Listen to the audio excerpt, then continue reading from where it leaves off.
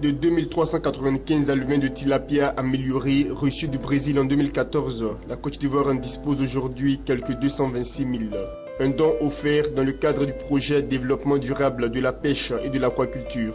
Ces alevins vont bientôt être mis à la disposition de fermes expérimentales conformément à la dernière phase du projet en question. Des fermes situées dans les régions de Daloa, Gagnoa, Méagui, Dabou et Aboville vont recevoir chacune au moins 3000 alevins pour la conduite de tests de grossissement en milieu paysan. Le port d'Abidjan a réalisé un chiffre d'affaires global de 79 milliards de francs CFA en 2015, pour un trafic de marchandises estimé à 22 millions de tonnes. Ces informations ont été livrées par son directeur général au cours d'une visite du président ghanéen John Dramani. Les échanges entre le port d'Abidjan avec les ports de Tema et de Takoradi, deux villes du Ghana, se sont élevés à près de 500 000 tonnes en 2014. Quant au volume des échanges commerciaux entre la Côte d'Ivoire et son voisin ghanéen, ils ont évolué à près de 300 milliards de francs CFA en 2015. Des chiffres croissants selon le président du Ghana, promettant de travailler au renforcement de ces transactions.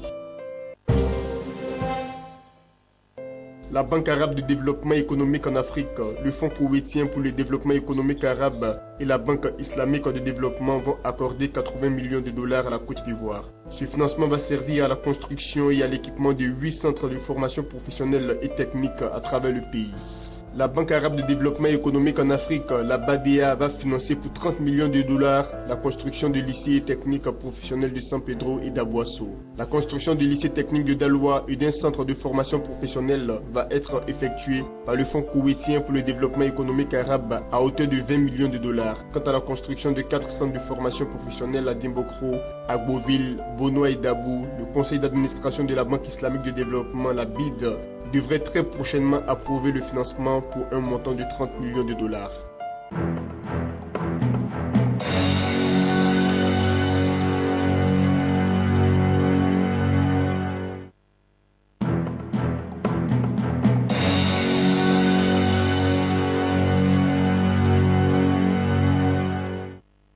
Le gouvernement nigérian a annoncé récemment qu'il vient de récupérer près de 600 millions de dollars de fonds et de biens spoliés, portant ainsi à 9 milliards de dollars le cash et les biens récupérés depuis la prise de fonction du président Muhammadu Buhari.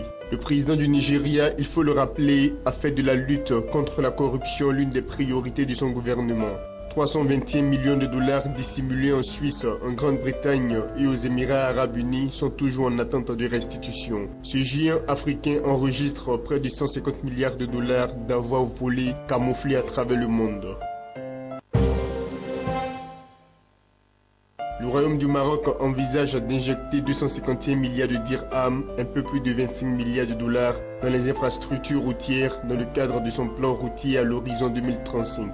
Ce projet devrait permettre la réalisation de 5500 km de routes, dont 3400 km d'autoroutes et 2100 km de voies express, pour un investissement estimé à plus de 9 milliards de dollars.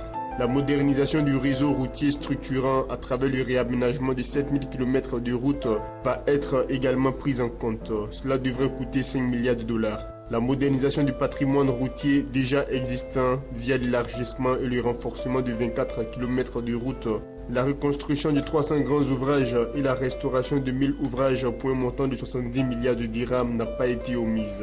La réalisation de routes rurales est elle aussi inscrite dans ce projet. Elle porte sur la réalisation de 30 000 km pour un investissement évalué à 3 milliards de dollars. Le Camerounais Georges Weah est devenu le premier Africain directeur général de la filiale sénégalaise de la Société Générale. Avant cette nomination, il occupait le poste de directeur général adjoint de la Société Générale Cameroun. Georges Weah est diplômé de l'Université du Québec au Canada. Il a tour à tout travaillé pour la branche financière du General Electric à Bruxelles et Amsterdam, pour Barclays Bank à Londres, puis pour UBE.